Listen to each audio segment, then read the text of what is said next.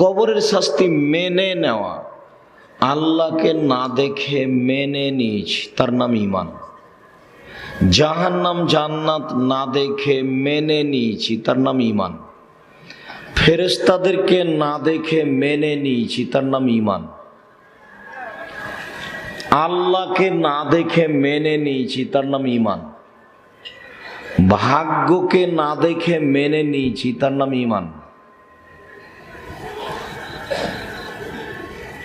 আমাদের নবীকে জিবরাইল বললেন, আখবিরনি আনিল ঈমান, ঈমান কাকে বলে বলেন তো?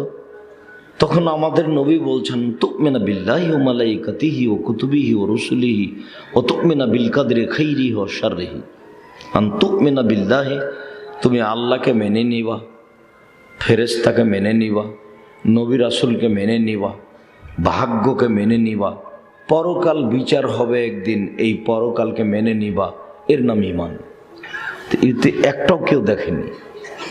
ঠিক কবরের শাস্তি তাই, মেনে নেওয়া।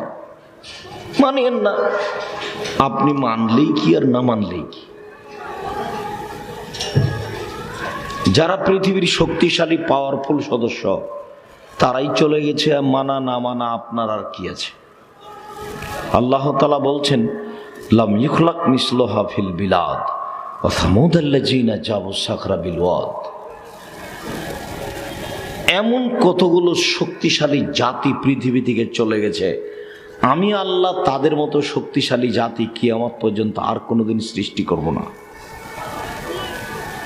সামুদ সম্প্রদায়, তারা পাথর কেটে ঘর নির্মাণ করত, তার প্রমাণ আজও আছে, হাজার হাজার বছর আগের কাহিনী। লৌহ শলাকাধারী ফেরাউন, যারা সমাজে বিপর্যয় সৃষ্টি করত, তারা চলে গেছে। আমি তাদের মতো শক্তিশালী জাতি আর কোনোদিন কিয়ামত পর্যন্ত পৃথিবীতে সৃষ্টি করব না। তো তারাই টিকে নি। এখন মানুষ কবরের শাস্তি মানলেই কি আর না মানলেই কি, বিচারের দিন হবেই, মরণ একদিন হবে। দেখতে দেখতে তো মানুষের মরণ হচ্ছে, মানুষ তো মরছে চোখের সামনে, তারপর তার কেউ আসে না। এখন এটা মেনে নেওয়া যে কবরের শাস্তি বিচার আচার হবে, এটা মেনে নেওয়া, দেখার কিছু নাই। মরার পর থেকে নিয়ে বিচারের দিন পর্যন্ত যে দীর্ঘ সময়, এর নাম কবর। উসমান রাদিয়াল্লাহু তাআলা আনহু যখনই কবরের পাশে দাঁড়াতেন, তখন খুব বেশি কান্নাকাটি করতেন। তাকে বলা হতো, তাজকুরুল জান্নাত ওয়ান নার ফালা তাবকি ওয়া তাবকি মিন হাজা। আপনি জাহান্নামের কথা বলেন, আপনি জান্নাতের কথা বলেন, তখন তো এত কাঁদেন না, কিন্তু কবরের পাশে দাঁড়ালে আপনি এত কাঁদেন কেন? এটা তাকে জিজ্ঞাসা করা হলো। তখন তিনি বললেন, ইন্নাল কবরা ওয়াল মানজিল মিন মানাজিলিল আখিরা। নিশ্চয়ই মানুষের মরার পরে কবর হচ্ছে প্রথম বিপদ। নিশ্চয়ই মানুষের মরার পরে কবর হচ্ছে প্রথম বিপদ। ফাইন নাজামেনহ ফাবাদ আইসরমেনহ। মানুষ যদি কবরে বেঁচে যায়, তাহলে এর পরে যত স্তর আছে সব সহজ হয়ে যাবে। ওয়াইনামেন জমিনহ, আর যদি মানুষ কবরে বাঁচতে না পারে, ফাবাদ হাসাদুমিনহ, এরপরে যত স্তর আছে সব আরও জটিল কঠিন হয়ে যাবে। কবর যত কঠিন, কিয়ামত তার চেয়ে অনেক অনেক অনেক বেশি কঠিন। কিয়ামত যত কঠিন, জাহান্নাম তার চেয়ে অনেক অনেক অনেক বেশি কঠিন। কি দিয়ে বুঝায় আপনাকে আমি জাহান্নাম কত কঠিন? রাসূল সাল্লাল্লাহু আলাইহি সাল্লাম কবর থেকে এবং জাহান্নাম থেকে পরিত্রাণ চাইতেন। রাসূল সাল্লাল্লাহু আলাইহি সাল্লাম সালাতে সালাম ফেরার পূর্বে কবর থেকে এবং জাহান্নাম থেকে পরিত্রাণ চাইতেন। জীবনে সালাম ফিরেছেন এই দোয়া না পড়ে এরকম ঘটেনি, একথা আয়েশা রাদিয়াল্লাহু তাআলা আনহা বলেন। তিনি বলেন, রাসূল সাল্লাল্লাহু আলাইহি সাল্লাম সালাম ফিরার পূর্বে বলতেন, আল্লাহুম্মা ইন্নী আউযু বিকা মিন আযাবি জাহান্নাম। হে আল্লাহ, আমি তোমার কাছে জাহান্নামের শাস্তি থেকে বাঁচতে চাই। ওয়া আউযু বিকা মিন আযাবিল কবর, আল্লাহ তোমার কাছে কবরের শাস্তি থেকে বাঁচতে চাই। ওয়া আউযু বিকা মিন ফিতনাতিল মাসিহিদ দাজ্জাল, আল্লাহ তোমার কাছে দাজ্জালের ফিতনা বিপদ থেকে বাঁচতে চাই। আল্লাহুম্মা আউযু বিকা মিনাল মাসামি ওয়াল হারাম, আল্লাহুম্মা নাউযু বিকা মিনাল মাহিয়া ওয়াল মামাত। আল্লাহ তোমার কাছে ইহকালের বিপদ, পরকালের বিপদ, ইহকালের ফিতনা, পরকালের ফিতনা থেকে বাঁচতে চাই। আল্লাহুম্মা নাউযু বিকা মিনাল মাসাব ওয়াল মাগরাম।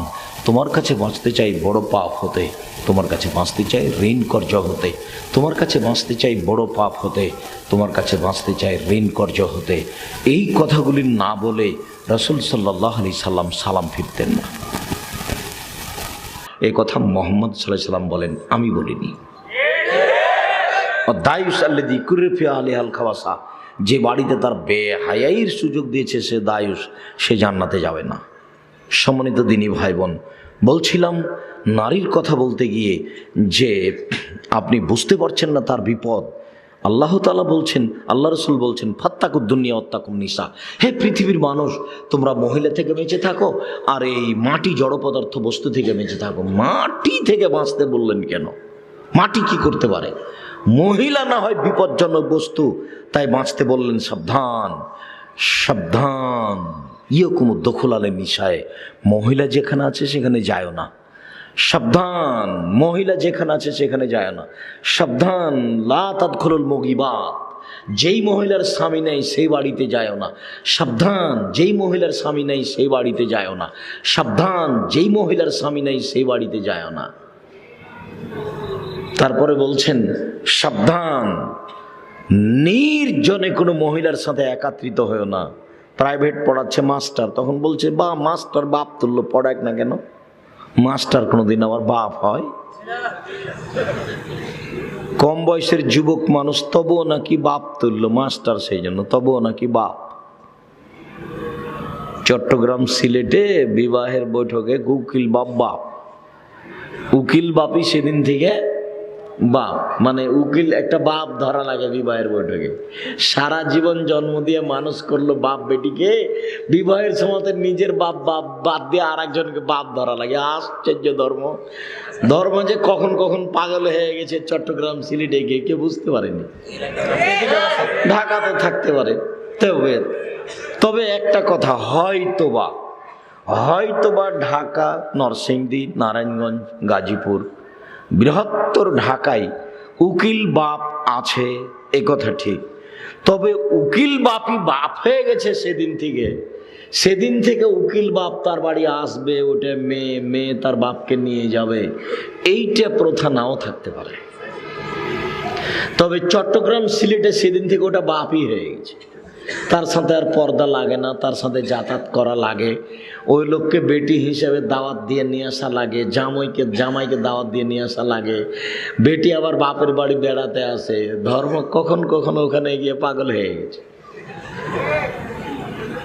নাউযুবিল্লাহি মিন যালিক, নাউযুবিল্লাহি মিন যালিক।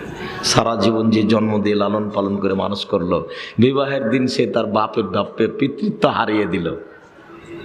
উকিল বাপই হারাম।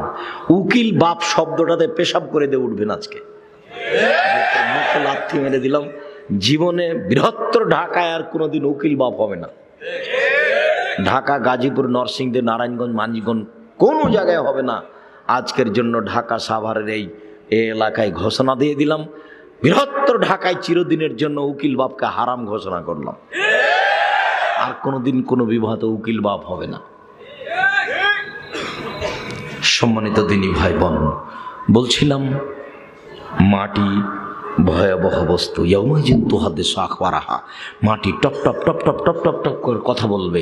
পুরো জীবনের সব কথা ধরে আছে আপনাকে ছবি সহ, এক আশ্চর্য অত্যাধুনিক যন্ত্র মাটি।